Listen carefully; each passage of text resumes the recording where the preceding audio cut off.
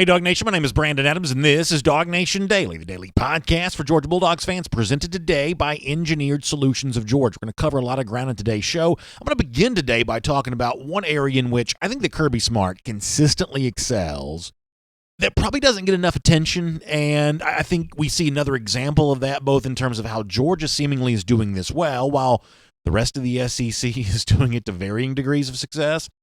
Very interesting hype from ESPN about a Georgia incoming freshman. We'll talk about that, and we'll kind of give our own kind of spin on that too, and we'll kind of reflect on one early enrollee at UGA who's already seemingly making himself right at home. That plus Connor Riley to kind of finish a conversation we started yesterday about the impact that guys like Tate Ratledge and Broderick Jones might be able to make as freshmen at UGA. So we're going to cover a lot of ground over the course of the next few minutes. We're really glad to have you with us as DawgNation Daily, the daily podcast for Georgia Bulldogs fans, presented today by Engineered Solutions of Georgia, begins right now. Today's episode of DawgNation Daily is brought to you by Engineered Solutions of Georgia. Dial 678-ESOG now for a solution to your foundation and waterproofing problems. Presented by DawgNation.com, this is DawgNation Daily, the daily podcast for Georgia Bulldogs fans. Here's your host, Brandon Adams. We obviously do this show every single day, and we touch on the subject of Georgia football each and every day. So from that standpoint, you would think that we cover every base that can be covered, and sometimes we may provide exhaustive coverage of the various topics around Georgia football, and certainly for the most part that's true. However, even with us doing this show each and every day, and even with the people who devote their lives to either covering the sport of college football or particular team, individual team, I still think from time to time that there are subjects that still don't get enough attention. Certain aspects of the success formula in college football that maybe aren't as amplified as they should be. And I think you see an example of that right now. We're in that kind of portion of the college football calendar, post-signing day, pre-spring practice, and there is a lot of coaching movement that comes on. Some of this is sort of natural and to be expected. Some of these are sort of the weird things that pop up from time to time. The Michigan State head coaching job opening, for instance, maybe an example of the weirder variety, but the random sort of movement of South Carolina, Tennessee coaches as of late, LSU hiring an offensive guy just yesterday. This is the kind of thing that typically goes on this time of year. We just kind of come to expect that. However, what kind of flies below the radar, especially maybe for UGA fans, is just how good Kirby Smart is at all of this. And I'm not, saying this in a way that, everything Smart does is perfect or anything like that. He is a coach going into his fifth year on the job, and he's, in some cases, learned on the job. Other cases, maybe he's still got some things to learn. We can cite some examples of that. However, I think it's really important to point out that when Kirby Smart has been tasked with going out and hiring an assistant coach, for the most part, that is a test that Smart has passed with flying colors. And I think that the notion of identifying key assistants, getting them employed, getting them on your staff, it really is a very important part of college football if you want to be a winner. I think this is true for two reasons. First of all, there just aren't enough elite coaches to go around, right? I mean, the same way that the same number of programs, most of them in the SEC, some of them around the South, a couple are and around the country, are chasing down all the elite, highly rated 4-star players and 5-star players, and they're kind of trying to get them in the fold and get them in the mix, and there's never quite enough to go around. The situation with the top assistants is going to be the same thing. When it comes to the sort of hard-driving, upwardly mobile programs, when it comes to the programs who are pushing to be the best that they can, there's just never going to be enough assistant coaches to satisfy the demand for programs like that. And so, therefore, you've got to be just as aggressive at pursuing assistant coaches as you are at pursuing elite recruits, because there will never be quite enough to go around. The other thing here is the rules of college football also make assistant coaches really important. There are limitations on the way that a head coach can reach out and speak to a recruit. There are less limitations on an assistant coach. They get to be a little bit more of your face, your eyes and ears on the recruiting trail. Beyond that, there's a limitation in terms of the total number of scholarship players you're allowed to have on your roster. But there really is no salary cap for assistant coaches. So finding good ones and then convincing your university to pay to keep them, that's an important part of how you build a national championship, and Kirby Smart has seemingly been really good at that. Now, you can point to some examples where maybe the hire that Smart made was not a perfect hire. I think James Coley being promoted to offensive coordinator last year is probably an example of that. But that's really a counterexample to what I believe is a long string of finding diamonds in the rough. Guys that we maybe didn't know that much about prior to them coming to UGA who've really worked out really well. Dan Lanning as defensive coordinator certainly appears to be a rising star in this sport, but he was a virtual unknown when Smart hired him. Look at what Trey Scott's doing as defensive line coach. Yes, there's still some on-field production that you want to see defensive line guys at Georgia have. Still a little bit of a draft threshold that's going to be crossed there for that group. But in terms of recruiting, bring in guys like Jalen Carter and Trayvon Walker and names like that. Can you say that Georgia has done anything less than any other program when it comes to recruiting defensive linemen as of late? Smart has just been good at identifying these coaches. Maybe the most important example of that, though, has happened during this offseason when Sam Pittman, I would say surprisingly, became head coach at Arkansas. I don't know that anyone could have seen that coming.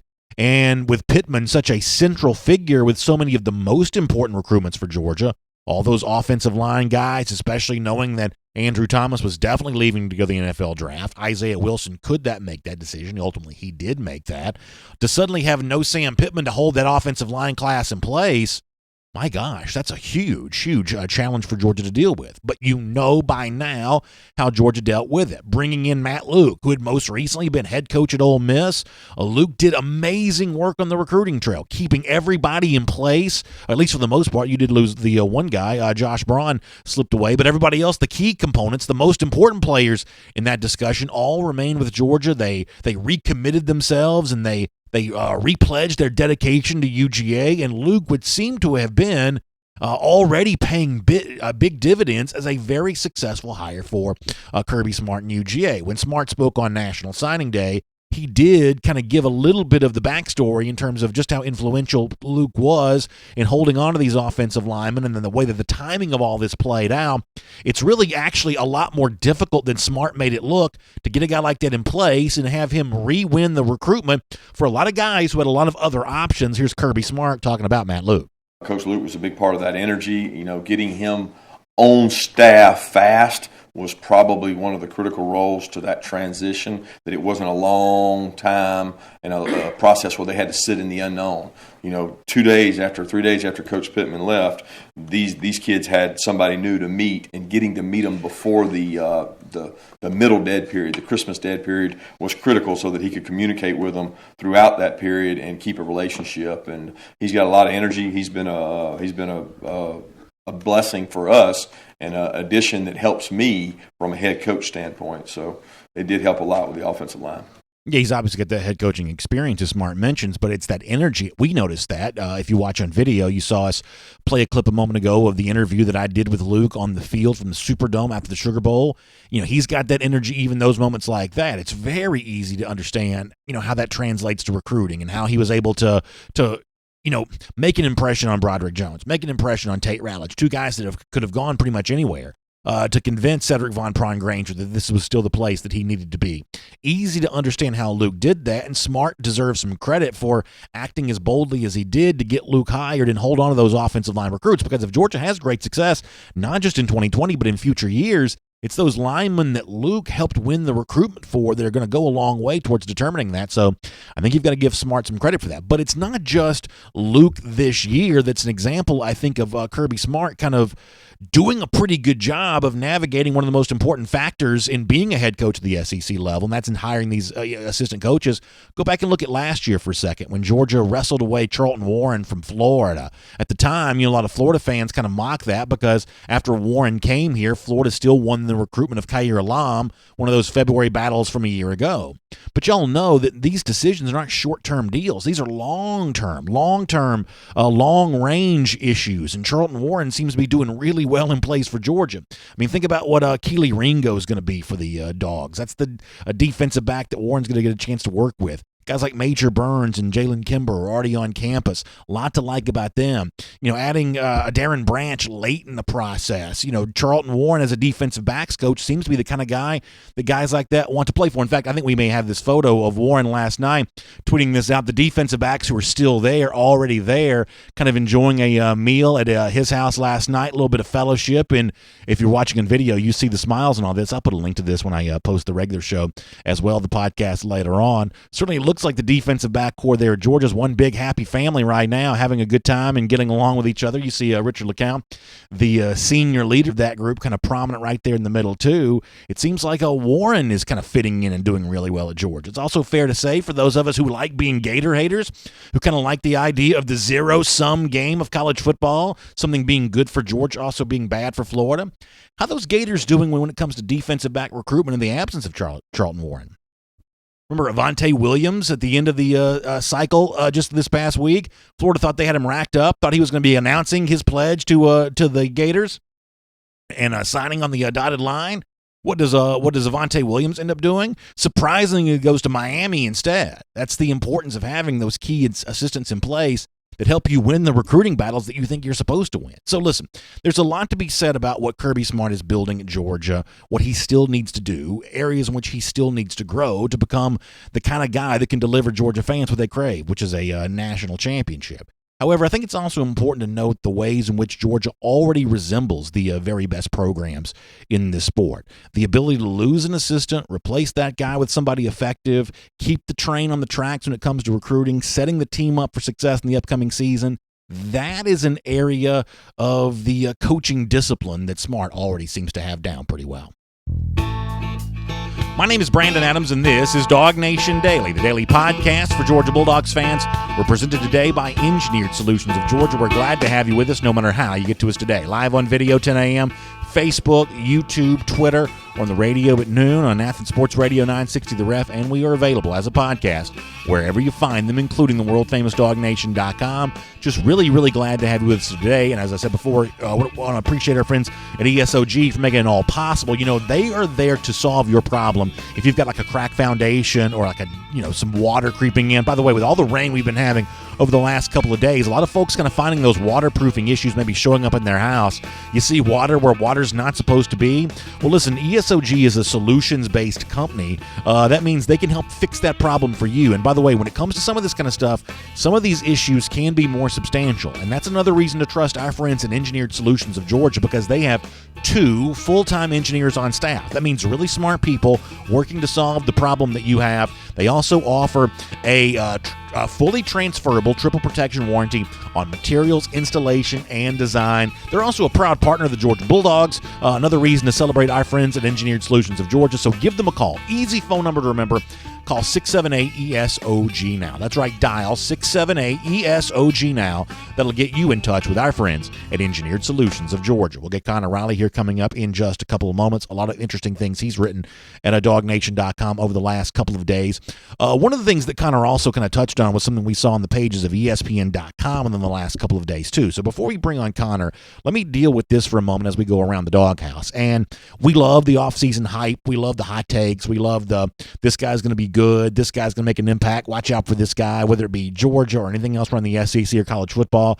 To us, that's just one of the things that makes the offseason really, really fun. Well, Tom Van Haren, a writer for ESPN, recently had kind of a pretty bold hot take about a Georgia signee that could make a big impact this season. And what was probably a little bit interesting about this is that it's not necessarily one of those first few names that you would have expected to hear. Not that you wouldn't expect this guy to have a nice freshman season.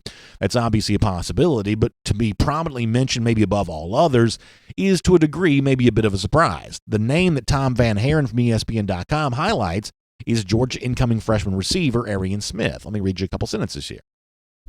Tom Van Haren says, "This should really be every receiver Georgia landed in the 2020 class, since that's where a lot of the help is needed. Smith is a speedster who should be able to make an impact right away. He's 6 foot, 170 pounds, so he's not necessarily a small receiver who is fast, but he has a good combination of size and speed and should be featured early." So Tom Van Haren says, hey, it could really be all the Georgia receivers because they need that.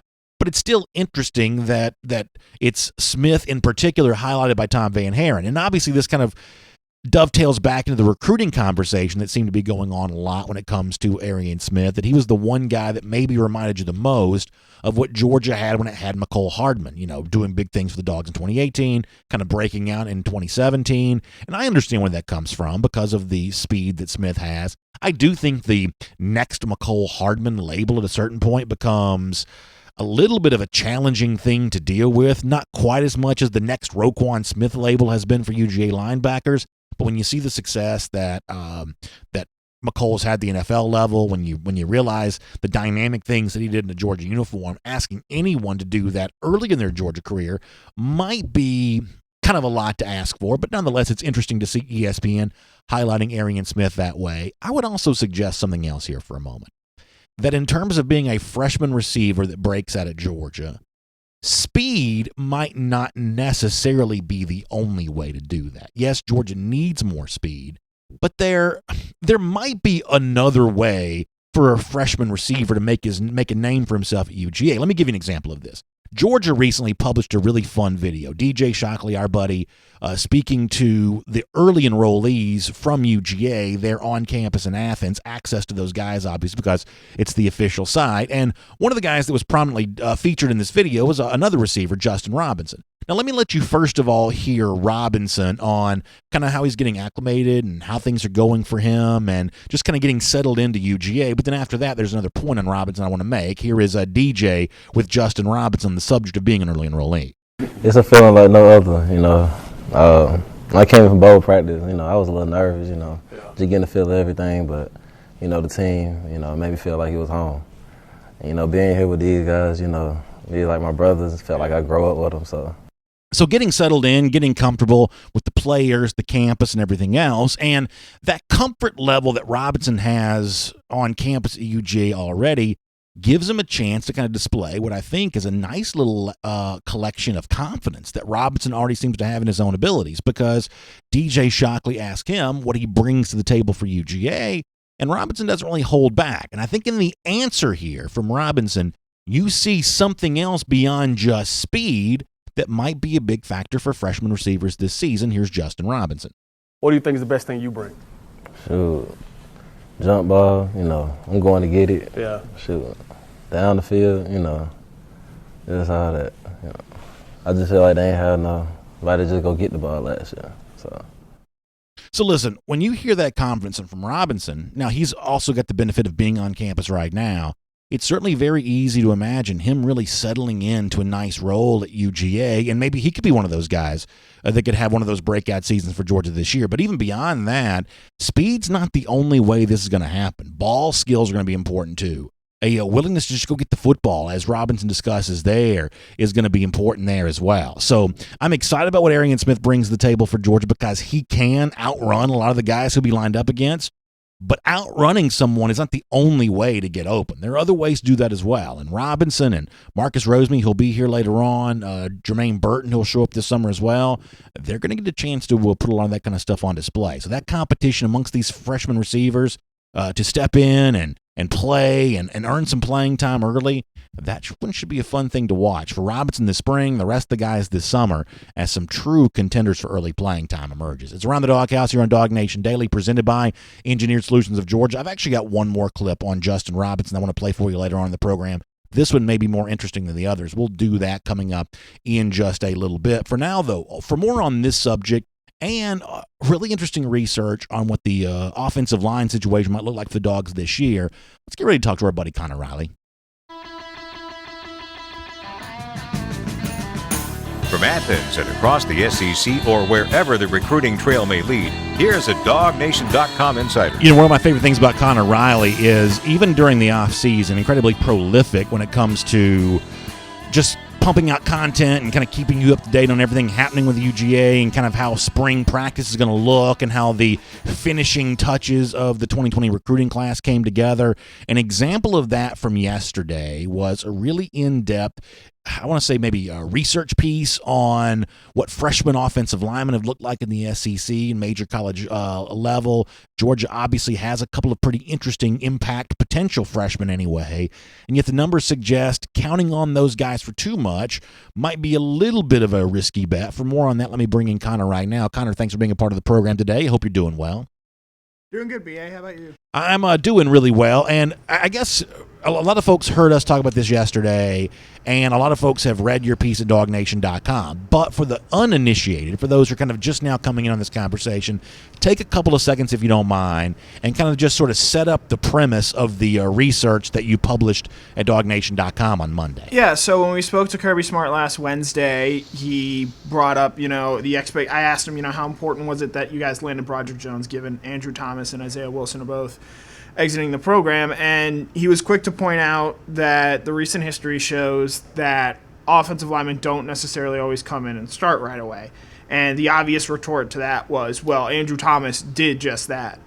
But in combing over some of the data from essentially the last 5 years, and I only really looked at top 60 prospects because those are usually the type of guys Georgia, the big boys and the people that Georgia lives with recruit. And the thing that I found was that Andrew Thomas was the only one of the 48 offensive linemen that fit in that sample size that started every game their freshman season that did not enroll early. Jones and Ratledge didn't enroll early, and, I know everyone wants to compare them to Thomas, but it's pretty clear that Thomas is truly a one-of-one player. And he also had maybe some built-in advantages, not to compare the high school programs here for a moment, but being at Pace Academy, certainly we know some of the guys that coach around that program. He's getting a top-flight level of coaching. As you said before, he's kind of a category of his own because of the player that he turned out to be. And yet beyond that, I'm going to tell you, and maybe I'm going to argue in the face of the data on this, it's still not that discouraging for me as someone who would like one of these two freshmen, maybe Broderick Jones, the safest bet, to emerge as a potential starter. Because while Thomas may have been the only one who was not an early enrollee, didn't you say there were 5 total guys who essentially became starters?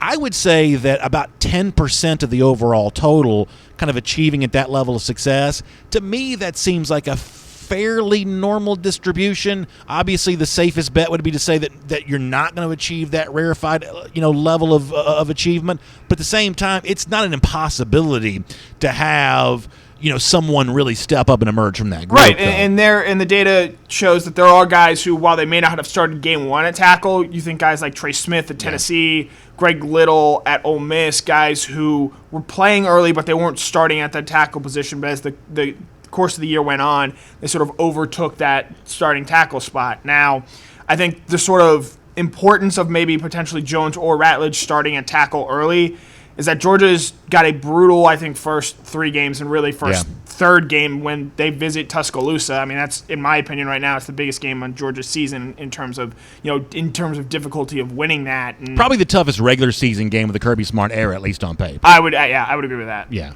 So, having that, and I think that's sort of where you want to see, can Jones or Ratledge potentially be a guy who's starting week 1, because then that feels like some confidence about how they might be able to perform when they go visit Bryant Denny on September 19th. The other thing about this, once again, as someone who wants Georgia to have a good offensive line, I'm not going to hide my preferences here on this. The fact that Smart the other day mentioned Xavier Truss by name, mentioned Warren McClendon by name, I take that as a pretty good sign. Smart, I think, is usually pretty careful with the players that he mentions by name, but he had them on the tongue and kind of ready to go. It was your question about Andrew Thomas leaving that sort of stepped up for that. So while I certainly am hopeful that these freshmen, Ratledge and Jones in particular, the tackle positions, make all this really interesting, it would still probably be a best-case scenario for Georgia fans to say, you know what, this Xavier Truss really is good, and he's going to hold off a guy like a Broderick Jones. He's going to hold off a guy like a Tate Ratledge. To say the same thing about Warren McClendon, or, if you want to mention Owen Condon in that discussion there as well, really anybody you want to talk about,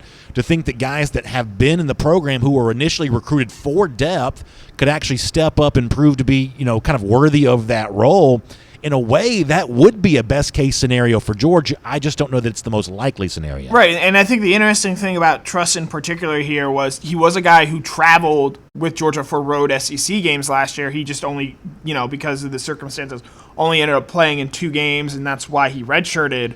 And I think, had he been a starter at right tackle for the Sugar Bowl when Wilson and Thomas had left, I do think we're talking about Truss a little bit differently here, but Georgia felt very comfortable moving Jamari Sawyer out there, and he played excellent in that game, and then they sort of slid in Warren Erickson there at right guard. But, over the course of fall and spring drills, Georgia can, they have pieces where they can move guys around on that line, and potentially slide Truss in at either one of those tackle spots. And it's clear they feel very comfortable about the sort of future with Truss there on the offensive line. So let me talk about another position here for a moment, and that is the wide receiver stuff. I talked about this before you joined us. Obviously, ESPN kind of highlights Arian Smith as who they think could have a nice year for George, and the big reason why it seems like he gets the nod over the other names is because of the speed. And obviously on the recruiting trail, there was a lot of, this could be the next McCole Hardman type player for UGA. I do think we're getting to a point where that next McCole label, because of how unique McColl's skill set is to most of the receivers that Georgia's had during the Kirby Smart era. I'm not saying it's quite as much of a yoke around your neck as the next Roquan Smith label would be for a linebacker. But, man, that's a lot to ask anybody to live up to in a Georgia uniform right now.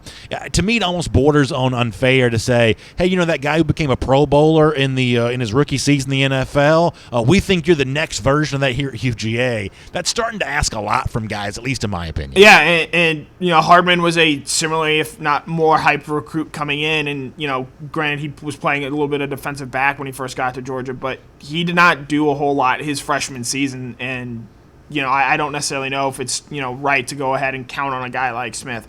With all Georgia's wide receivers, I think they all bring a little something different to the table. I think personally Marcus Roseme has the highest floor and is probably going to be the most ready to come in and compete right away, just given, his strong high school background playing for St. Thomas Aquinas. I think long term, I think there's a chance Smith ends up being the most talented or sort of best bet. But early on, I sort of don't really know where you would slot him in. I think Robinson, with Lawrence Cager leaving, and we saw last year sort of having those big-bodied wide receivers, what Cager was able to do. If Robinson is able to sort of replicate those things, it wouldn't surprise me if he's able to come in and impress early on. And Terrence Edwards has already told us that Robinson was turning some heads when he was practicing over those bowl practices. So with all of Georgia's wide receivers, and I think Burton is maybe the best mix of what Roseme and Smith do together.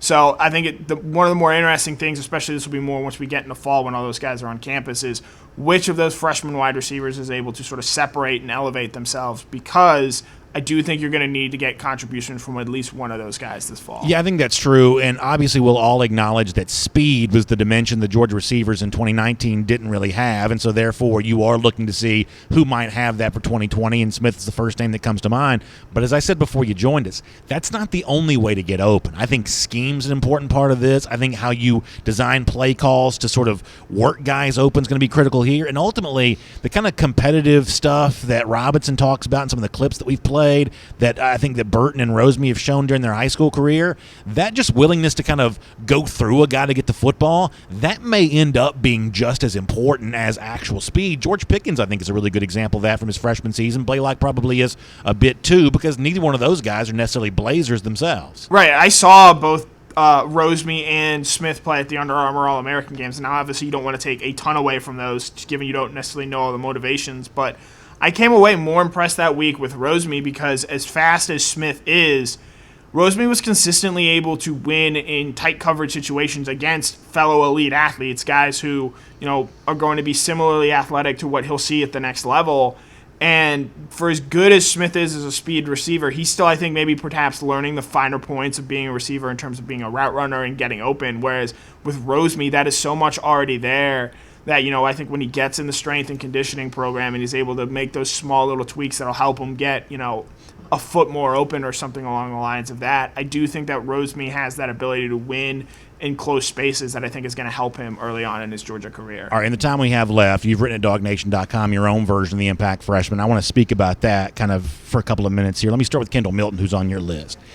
If Milton is not a successful college player, then I guess I just kind of want to get out of the prediction business, because when you talk about like the demeanor and the mindset, and I mentioned that video that Georgia has produced of these early enrollees, he's just so comfortable in his own skin, just sort of, kind of cool about the whole thing, seems to be adapting to the South and the state of Georgia here pretty well. Obviously, even at the very high end of recruiting, everything's a little bit of a crapshoot. Things never quite work out exactly the way that you think they're going to. But from a demeanor standpoint, Kendall just seems to be put together in such a way that success at the college level, battling players who are just as athletic as he are, it just seems to be a fairly safe assumption because he just doesn't seem to be very overwhelmed by much of this thus far. Yeah, there are a lot of football factors that are going to determine how successful Kendall ends up being as a football player, but I think as a person, I'd be outright floored if he is not, a successful human being 10 years from now and whatever he might be doing. Hopefully that isn't football because that will likely have meant a very successful Georgia football career. But I think the one thing with Kendall that I think it's worth hammering home here, and I use that word hammering intentionally, he's just so big. And, I know some recruiting people were worried about his top-end speed, but I think he can win, like Roseman, he can win in short spaces, and he is just going to be a real pain in the butt to take down. And I think comparison I have is I think you could probably play that Elijah Holyfield role for Georgia, where in 2018 Holyfield was a guy who really wore down the defense. 4 or 5 yards a carry every time, didn't necessarily wow you with big breakaway runs, but he played a key role and I think softening things up for the Georgia defense. And then they brought in DeAndre Swift to sort of be the hammer and make the explosive plays. It would not surprise me in the slightest to see if White sort of fills that DeAndre Swift role and and Milton this year sort of plays that similar Elijah Holyfield role. You mentioned Darnell Washington, the 5-star tight end in your list here. I will say that I'm not quite sure what Washington's going to do in year one for a couple of reasons. In a Todd Monken offense, I'm not quite sure how the tight end's going to be used yet. My assumption is we'll see fewer 2 tight end sets than we've seen before. That assumption may prove wrong, but that's my assumption for now. When it comes to catching the football, Connor, I really want to see Georgia give John Fitzpatrick a chance, and I want to see Georgia give Rylan Goody a chance. I want to see those guys who've been on campus get their chance at this because while they may not be as athletic overall as Washington is, the combination of skills and size, they are guys that I believe can catch the football. In Fitzpatrick's case, we've actually seen him do that at least a little bit. So, obviously Washington comes in with quite a pedigree from a recruiting standpoint. I'm not quite sure what a bet I'd make on Darnell quite as of yet, and I will say that I'm still pretty interested in some of the tight ends that Georgia already has on its roster. Yeah, my inclusion with Darnell on this is more or less a bet on Georgia, being a bit more creative on offense this year because Georgia does not – there just are not many people in college football that are built like Washington. It's hard to sort of understand how big 6'7", 260 pounds is just when you see it on a sheet of paper. When you see him in person, he is easily the biggest football player I've ever seen. Yeah. Not just, people say weight, but like the way he carries and the way he looks like a giant. This is like a LeBron James type figure. Those are LeBron James, measurables. 6'7", 6'8", 260, 270 pounds. I think if Georgia's willing and wanting to get creative, I think they can find ways to sprinkle in Washington into the game plan, sort of like they did at early times this year with James Cook. It might be a little obvious that he's getting the ball when you put him out there in obvious passing situations. But the other thing that I came away really impressed with Washington is when he's blocking and he's sort of coming across the formation. We saw this a little bit at the Under Armour game. And he's just cleaning out linebackers because he's just so big and just so effortlessly able to move guys. I think if Georgia, obviously Trey McKitty, they brought him in for a specific reason, and I do think he'll be the main tight end. But I think in certain situations where if Georgia wants to get creative or unique with their offense, I think Washington could play a very interesting role just because as much as we like Fitzpatrick and Goody, they just don't have another player who can do the things that Washington can. Yeah, athletically, there are not going to be very many matches for him, that's for sure. Let me squeeze in one more thing before we're done here. You mentioned Jalen Carter, the defensive lineman. At this point in time, it almost feels like Carter may be the safest bet of all the incoming freshmen, partially because Georgia plays a lot of guys, the defensive line position, and partially because Carter just had a very impressive senior season. Here's where I'm going to take this. And I talked a lot about assistant coaches off the top of the program. If Carter comes in and has a year like Trayvon Walker had a year ago, then the idea that somehow Georgia defensive line recruitment lags the other positions, that'll be an old conversation. And frankly, Trey Scott will deserve a name right there alongside the Del McGee's and the formerly Sam Pittmans in terms of the most impactful assistants on this roster. Whereas Georgia's still got a lot to prove when it comes to defensive linemen going to the NFL, and to a certain extent, even production on the field I think needs to be improved.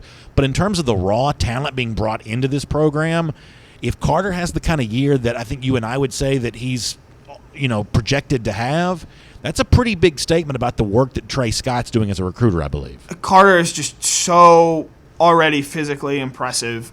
He was, in my opinion, he was the most impressive guy I saw in Orlando at the Under Armour game. He obviously won MVP for his team, which is really saying something for a defensive lineman to win that award. And physically right now, he's actually more so than any other prospect I think Georgia has. He's ready for the college game, and I think that's why sometimes we temper expectations along those lines. But he's already 6'4", 300. He's built like a solid brick house, and he is someone who he when I asked him about it, he mentioned Tyler Clark specifically. Clark was a very good player for Georgia this last year, and he thinks that he can come in and play that same type of role. If Carter is able to do some of those things that Clark did for Georgia last year, Georgia's defense is very well going to be the best in the country. And just to follow up on this, too, I know the naysayer will say, well, yeah, but Georgia didn't get Brian Brzee, and you can point to some other names that Georgia didn't get. You can't do anything but the pedigree that a program like Clemson has right now. All you can do is try to recruit with the guys you can get to eventually build that. And I think there's a decent chance that's what Trey Scott's on his way to doing. Right. If Scott's able, to string along a Trayvon Walker, to string along a Javon, I'm blanking on names here, Jalen Carter, they bring in another talented defensive lineman in this 2021 recruiting cycle. You put all those guys together and potentially all on the field at the same time next year, guys are going to notice that. I think the reason you see Clemson's sort of uptick in recruiting on the defensive line is they noticed, Ceylon Farrell, Christian Wilkins, Dexter Lawrence all going in the first round together. Yeah.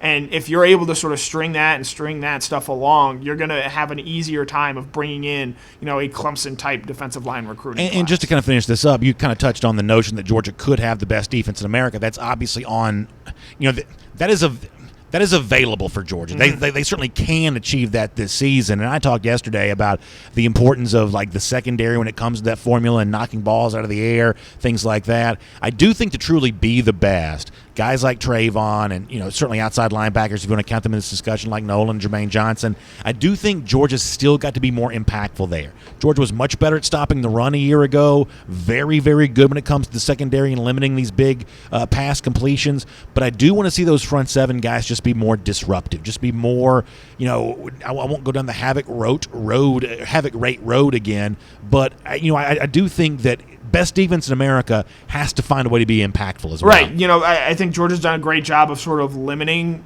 plays or sort of limiting positive plays this year, and they're going to talk about it a bunch. They talked about it a lot last year with havoc plays. What they need to do is create more negative plays, create more sacks, create more turnovers. And I think the interesting thing with the defensive line and the role they play in all this, you look at a year ago, Alabama's defense obviously took a step backwards, largely just because of the youth and sort of the injuries that they had with Dylan Moses and whatnot. But for the first time in a while, Alabama didn't have a true hoss in the middle of that defensive line or a guy in that interior that is just able to ruin games from that spot. Jonathan Allen, Darren Payne, guys of that nature. And I think if Georgia is able to get those types of players into its program and tout those guys out there, it's going to free up Nolan Smith and Azeez Ojulari to do stuff. It's going to free up Nakobe Dean to make more negative plays in the running game. It's going to make life difficult for quarterbacks, meaning they're going to have to throw to situations where you don't want to throw towards guys like Richard LeCount and Eric Stokes. So if Georgia is able to sort of develop a Trayvon Walker, develop a Jalen Carter into true game-wrecking defensive linemen on an every-down basis, that's going to open up everything else for this defense. Yeah, it should be really fun to see. Connor, great stuff at DawgNation.com. Thanks for popping on to talk to us about it. We'll look forward to speaking to you again soon. Yep, thanks, BA. Let's take a look around the rest of the league. This is SEC Through. Yeah, I think all that when it comes to the defensive discussion and kind of who's going to be who, I think that's all going to be a really fun thing to watch this offseason. And I said this before, and this is one of those things where, not everyone's going to agree with me, and I totally understand that. My ultimate wish for this defense is that something other than a defensive back is the best player in this unit. And that's not because I don't think secondary is important. I talked yesterday about those numbers for Bill Connelly, ESPN.com. I'm not a math guy. I don't understand it all, but he seems to be strongly of the belief that there's a huge correlation between passes broken up and defensive success. I'll take his word for that. I know how important the secondary is. The fact that Georgia has recruited that spot so well and been so good there, I think is really important. And we obviously love Richard LeCount. He's a huge fan favorite for UGA fans. But to see someone from that front seven emerge as the best player in this unit, the same way it was in 2017 when Roquan Smith was that guy, That'd be just kind of a fun tell of, hey, maybe this group really is ready to be as disruptive as the best defense in America should be. That should be fun to watch. Let's get ready to cruise around the SEC here, courtesy of our friends at Royal Caribbean. And my wife and I, we've been talking about, hey, vacation plans, time to start thinking about that.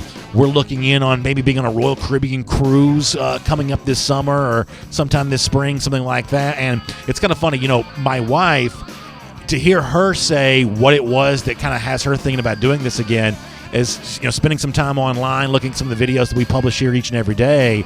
That perfect day CocoCay, there's really just nothing like that. I mean, there's no cruise vacation you can take that's going to be able to match what Royal Caribbean provides with this private oasis right there in the Bahamas. An amazing thing. There's obviously no one-size-fits-all vacation.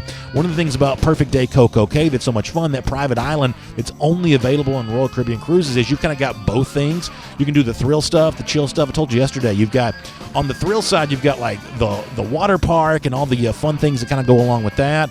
But on the chill side, you've got Oasis Lagoon, the largest freshwater pool in the entire, Caribbean, It's an unbelievable place to kind of relax.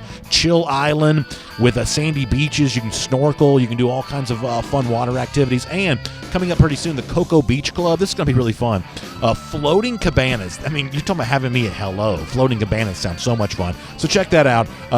Contact our friends at the Cruise and Vacation Authority. You can dial them up at 800-326-4971. That's 800-326-4971. Tell them, though, you heard about them right here on DawgNation Daily. Okay, so I talked before about hiring assistant coaches and the fact that I think that's something that Kirby Smart does really well. I do think, and I got to give credit where credit's due here, I do think another coach who you can say the same thing about is probably Ed Orgeron at LSU, who, when Orgeron was first hired, the knock on him was, well, this is a recruiter, this is a rah-rah guy. He was treated like a cartoon character, really. And we've talked to a lot of people about this, and they've all kind of validated the same thing, that behind the scenes, he's a lot more serious. Behind the scenes, he's a lot more buttoned up and professional than the guy who's always kind of growling about gumbo that you might think. And they just made a hire yesterday. They're bringing in Scott Linehan as a replacement for Joe Brady. Now, what's interesting about this is that the next Joe Brady, at least in LSU's mind, is not a carbon copy of Joe Brady. Brady was a young guy, someone that few of us had ever heard of, was essentially kind of a behind-the-scenes guy for the New Orleans Saints, an up-and-comer in the coaching ranks. Scott Linehan, by comparison, seems like the sort of name everybody remembers from being an offensive coordinator here, an offensive coordinator there, briefly a head coach at the NFL level. And yet, something tells me that Orgeron's probably identified a pretty good guy. It's not sexy and exciting, at least on paper right now, the way that Brady was once he kind of emerged as the next big thing. Everyone loves finding that dime in the rough, that next big thing. But Orgeron's kind of been, kind of good at this kind of stuff. So my guess is the Linehan hire, maybe not quite as impactful as what Brady was a year ago, but certainly a pretty bold move all the way around. And to go with a guy like, Bo Pelini on the defensive side of the ball now, veterans in both those spots, this seems like a pretty good move for me from Ed Orgeron. Other coaching staffs kind of in flux right now. You've got a situation at Tennessee where Chris Rumph is on his way to the NFL. You've got Shelton Felton, who you may remember from some various recruiting battles. I guess maybe Big Cat Bryant, maybe most prominently there. He's coming back to Tennessee as an assistant coach. We talked yesterday about the fact that it looks like Tracy Rocker is leaving Tennessee to go to South Carolina. All of this is an example of what I talked about before, that there are never going to be enough assistant coaches to go around, and everyone's trying to hold on to the guys capable of doing it at the SEC level and kind of willing to do that. Rumph is leaving for an NFL job. Brian McClendon's leaving South Carolina reportedly for an NFL job. Thomas Brown leaving South Carolina reportedly for an NFL job. There's something about these NFL jobs that's just going to be attractive to a lot of these coaches because there's no recruiting to deal with. And for a lot of them, that's going to be kind of a nice thing to be a part of. And identifying guys who can kind of step in, fill that void, and do well, that's the job of a coach. I mean, compare what Georgia has done under Kirby Smart to what Nick Saban's done the last couple of years. This flies under the radar because no one ever wants to say a bad thing about Saban. He's kind of lionized within the media. But is this not true? That upon Kirby Smart leaving after the 2015 season, Jeremy Pruitt's hired as Alabama defensive coordinator. Pruitt is a defensive mind, probably on par, at least in the same ballpark as Kirby Smart, so there's no big drop-off. But what about after Jeremy Pruitt leaves and goes and becomes Tennessee head coach? What happens after that? Tosh Lupoi is brought in. We know what the reports were coming out of Tuscaloosa. It was suggested that by the end of that season, Lupoi had his responsibilities taken from him. Bruce Feldman from The Athletic, I believe, has done some reporting about that. That would seemingly be Saban trying to identify a sort of young assistant up-and-comer and apparently identifying him incorrectly, not being ready for the job that Saban thought he was ready for. And then Lupoi's kind of seemingly pushed out. Pete Golding is kind of brought in. Do a Google search of Alabama fans talking about Golding to see kind of an idea of how they kind of feel about the current state of their defensive situation there. So, as I said off the top of the program, the ability to kind of hire assistant coaches to step in and perform well, it's not always as easy as Georgia has made it look. Nick Saban may be an important example to the opposite of that. By the way, one more thing here. As we're cruising around the SEC, courtesy of Royal Caribbean, I guess I saw on Twitter where Mel Tucker has joined the list of names who have turned down the Michigan State job. Apparently the situation in East Lansing is not too good right now.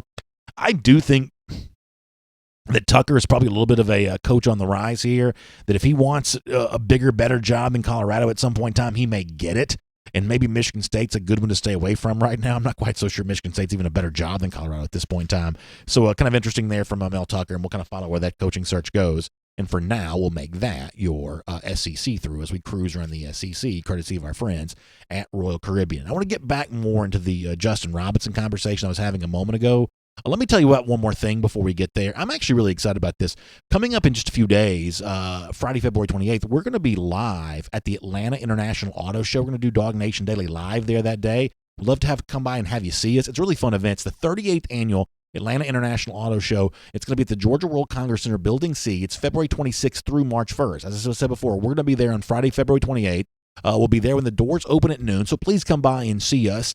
Tell us hello. We'd love to speak to you. It's a great chance to see all the latest new cars, SUVs, and trucks from over 24 manufacturers, as well as special attractions like Cousin Eddie's RV from Christmas Vacation. How much fun is that going to be? Exotic cars, all kinds of fun stuff. Adult tickets $12, kids 6 through 12 are just $6, and kids 5 and under are free. There's also discounts available for heroes and seniors. So here's the website, GoAutoShow.com. Go to GoAutoShow.com. That's the website. You can find out more about the Atlanta International Auto Show. So we were talking about Justin Robinson before, and I'll put a link to this video. UGA did a really good job of this, and we'll probably highlight some other things in this coming up in the days to come. I think we did some of this on the show yesterday. We'll do some more of this over the course of the next few days. Earlier in the show, I kind of played some audio of Justin Robinson kind of talking about what he brings to UGA, and there's just an edge to this young man that I really like. And I think when you've got that confidence and when you're on campus as an early enrollee, something that he and a few other guys are lucky enough to be able to do, it just gives you a real chance to kind of grow into a role with the program. Now, listen, he's got some other freshmen who are coming in at receiver. I mentioned the other ones, like Roseme, and you got to add Ladd McConkey into that group to go along with Jermaine Burton. So there's a lot of competition for playing time. But make no mistake about it, being there as an early enrollee is quite a potential advantage for Robinson to use. There was one more piece of audio I wanted to play for you on him as we talk about some of these guys as freshman receivers who could make an impact. Our buddy DJ Shockley asks him, hey, when you think about the receiver position at Georgia, there are some guys who've had some real success here before.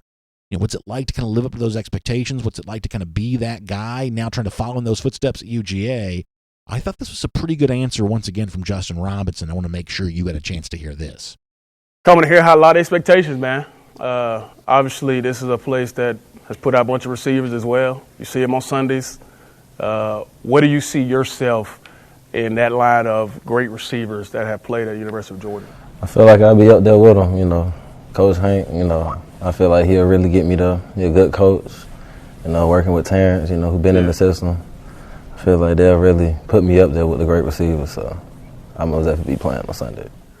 Definitely going to be playing on Sundays, he said. I think one of the things you're going to see us talk about a lot over the course of the next few weeks is this kind of period of time after signing day leading into the start of spring practice. I think one of the things you're going to hear us say a lot is that Georgia has seemingly identified some recruits this 2020 class who've just kind of got it between the ears, whether it be confidence or whether it be focus, dedication, whatever else. Georgia has seemingly done a good job recruiting those kinds of players, and it certainly seems that Justin Robinson is an example of that.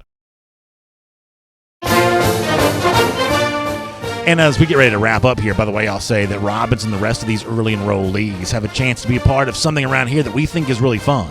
And there's nothing we love more than round numbers, nice, even numbers to kind of present to you. So with that in mind, I'm very happy to say that the Gatorhater updater, the span of time since those lousy, stinking Gators have beaten the Georgia Bulldogs, it is now a cool, crisp 1,200 days. How do you like that? And how much fun is that going to be to watch that number go up in the years to come? And so many of these guys, a part of the 2020 class, can certainly help Georgia be able to do that. A really, really fun thing to think about. Our Gatorhater updater right here on DawgNation Daily, presented by Engineered Solutions of Georgia. I'll also say this, on my radar just a little bit, Diamond Dog is getting going on Friday. This weekend starts the Georgia baseball season, so those spring sports kind of right here around the corner. A lot of fun to think about. We'll look forward to talking something to you about that. And see you back here tomorrow, DawgNation Daily, presented by ESOG. And on video, time now for our R.S. Andrews cool down. Air conditioning, heating systems, plumbing, electric. R.S. Andrews can do all of that for you, and certainly we trust them around here. We got to be pretty quick today. I've actually got a little bit of a meeting I've got to go to here, so I can't do this very long today. So can we try to do as many comments as we can, like 5 minutes, and then after that, I've got to roll out the door. So I'll look forward to doing that with you, and then we will just kind of have a good time. And of course, we'll be back at this tomorrow. We'll do kind of a longer series of comments tomorrow. So let's do some comments here, and we'll get going. Phil Rogers says 1,200 days since the Lizards last won. You love the idea of that. Mark Brantley says, I think 2 or 3 of these incoming receivers, Darnell Washington, McKitty, could put up numbers similar to what Blaylock put up freshman year. If that happens, the sky's the limit. I'm thinking Monken will target each of these receivers individually. And yeah, when we were talking tight end before, I should have mentioned Trey McKitty more prominently, because I do think that McKitty is also one of those guys that's got a real chance to do something for Georgia. Decent numbers in a Florida State uniform. I guess maybe some issues with making catches, things like that. But for the most part, this is a pretty talented guy to be able to bring in. Eddie Burleson says, is it football season? Yeah. The good news here, Eddie, is a part of our R.S. Andrews cool down. Football season never ends. We treat every day as if it's game day. And I don't just mean that in kind of a, cliched sense. I mean that in the truest sense possible. Drew Odom says you got to give us time to cool down. Yeah, I'm sorry. We're going to have to be a little bit quick today. Chris Branham says, which freshman receiver leads in touchdowns? I think the safest bet for me on that's Roseme. It's not by a wide margin, but I've made my case about Marcus before. I just think that he's never quite seemed like the most spectacular for whatever reason, but he's the guy that's kind of always been there, like right there in that sort of elite recruit category, playing for a dominant program. Roseby, to me, has always felt like the slightly safest bet, but that's a stiff competition. Jermaine Dunbar Trekking says, I wish UGA would get a fullback. I actually like fullbacks too, Jermaine. I mean, look what the 49ers did with the fullback this past season. A lot of Falcons fans that watch us will remember Shanahan as the Falcons offensive coordinator. Great success using a fullback. I think there's still a place for the fullback in the NFL. I do. Didn't the 49ers fullback also had a touchdown in the Super Bowl too, didn't he? Dennis Wilson says I should put my resume in for the Michigan State Spartans job. Yeah, my coaching hands are full right now with my son's 7 and 8-year-old baseball team. So that's about the only level I'm probably qualified to coach at. Brad Christian says, do you see Georgia having a top 3 offense next year? Top 3 may be asking a little much, but do I see them doing enough offensively to go along with a defense that should be quite stingy? That, I think, is a very reasonable request.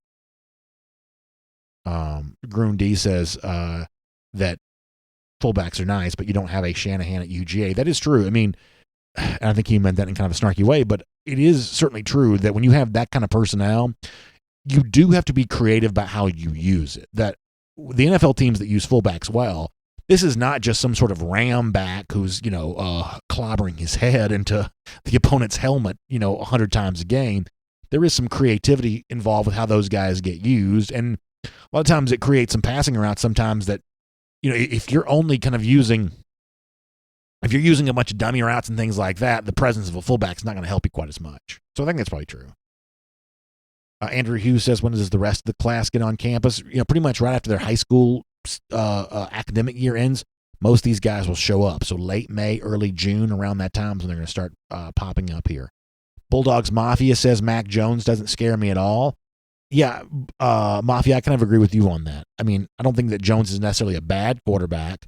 I wouldn't trade Jamie Newman for him. And if Jones is the guy that Alabama goes with, then, I think there's an expectation that Georgia should absolutely be able to match what Bama does from the quarterback position when these two teams play in September, and maybe even Newman gets the best of them there that day. P. Rich says he thinks that Jermaine Burton is nice, but it'll be Justin Robinson in the end, freak athlete. Very interesting prediction from P. Rich there. Pro King 123 says the UGA Bama game should be super interesting. We both lost a lot last year, and our areas of weakness should both improve.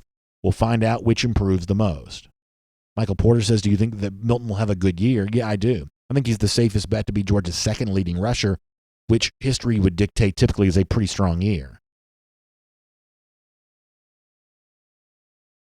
Jermaine Dunbar Trucking says if you got a fullback in front of Zamir, it would be savage. Yeah, it certainly could be. Certainly could be. I've never quite understood why Smart is, and I know most college teams don't do this, but just given the fact that Georgia is pro style, Smart very early in his career at Georgia was like pretty steadfast in this is just not what college game is anymore. We've kind of evolved away from the fullback. I guess I sort of understand not giving a scholarship to one. I understand that. However, like I said before, when you watch the NFL, that's still a pretty important part of some of these good teams' offense.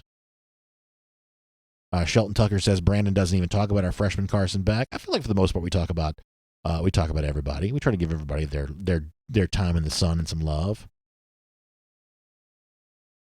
Mike Little says by our third game against Bama, we should be balanced team on defense and offense, and that game should be a good one. Mike, I think you're absolutely right about that. I think that those expectations are good on both sides. Tavares Terry says Pickens for Heisman. Listen, y'all know how much I love George. I think he's getting ready for a big year this year. Drew Odom says, I wonder if Georgia tries to run some single wing like what Kansas City did in the Super Bowl. So there was a really interesting piece of video about this. Did y'all see this? The play, and I believe it was the Chiefs' first touchdown, if I'm remembering correctly, was an identical carbon copy of something, and I'm going to have the year slightly wrong on this, but there's video you can see that absolutely perfectly matches up. From like the 47 Rose Bowl or something crazy like that. Like you can go actually find the old school, like old-timey play that the Chiefs kind of pulled this from. It's really pretty interesting. Really pretty interesting. Phil Rogers says, can this offense beat Bama in September? It absolutely can. It absolutely can. Now, will it? We'll reserve our prediction on that for later on. Philip Jordan Wells says that play always works on Madden. Matthew McGahee says Brandon Sutherland catching passes in the end zone was always great. Yes, it was. Yes, it was. Jarvis Hanna on some nicknames. How about Megatron for Robinson? Ferrari for Smith? I like these. Burton is the Burton's the Corvette. Roseme's the Beast. I think those are all pretty good descriptions for those personalities. I think all those are all pretty good predictions. Aiden Cruz says, does anyone think we will still run the pro-style offense this upcoming season? I think that if you're a Virginia coaching staff, and maybe to a certain extent Alabama as well, but Aiden, I think if you're a Virginia coaching staff, the preparations you'll have to go through to get ready for Georgia, I think are pretty daunting. Think about this for a moment. You really have no idea what's most relevant here. Is it Todd Monken calling plays for the Bucs in 2018? Is it Todd Monken calling plays for Oklahoma State? Is it Georgia last year because it's still Kirby Smart as in full control of this? It just seems to me that playing Georgia week 1 and maybe to a degree still playing Georgia in week 3, the amount of film that you'll have to watch to sort of be on guard for everything that Georgia might do, because Smart's going to give nothing away. He's going to tip off nothing, ahead of all of this. I can only imagine what the difficulty of preparing to be ready for that. I think it's going to be a huge challenge. And for those of us, it reminds me so much of sitting there in 2016, Smart's first game, old Georgia Dome, but still the Chick-fil-A kickoff against North Carolina, also an ACC opponent this year. And you sort of sat there that day not really knowing what you'd expect to see. Nick Chubb was coming back from an injury. Jacob Eason was on the roster, but how much would he play? It's the first time in 15 years that Georgia's been coached by someone other than Mark Richt. It was this sort of like wild day of what are we about to see here? And I think that this year's game, for different reasons, will have a similar vibe of we'll all be either tuned in or showing up to the Mercedes-Benz Stadium. It's a Monday game. Don't forget that now. We'll all be there just to be, I guess, just kind of surprised by whatever we see. So I think it's going to be really fun. I think it's a huge challenge for the teams that have to get ready for Georgia early in the season, not quite knowing yet what the real vibe of the offense is going to be. So we'll have a lot of fun talking about that coming up in the days to come. For now, though, we got to get ready to wrap things up today. I've got a little bit of a meeting I have to go to, and so I apologize for that. But nonetheless, a huge thanks to, first of all, make sure you check out the AJC, ajc.com for your Atlanta news now. A lot of rain. Sounds like we may have some more rain on the way. The AJC's got you up to date on all of that, so check out ajc.com for your Atlanta news now. Also, huge thanks to R.S. Andrews for the R.S. Andrews Cool Down, $99 mega furnace safety check. If your heating system's not quite working the way that it's supposed to be, they can get it back for you for factory fresh specs, and it's just $99. Find out more from them online at rsandrews.com. You have a great day. I'll see you back here tomorrow. Another edition of DawgNation Daily presented by Engineered Solutions of Georgia. We'll look forward to talking to you then. For more DawgNation videos, check out youtube.com/DawgNation.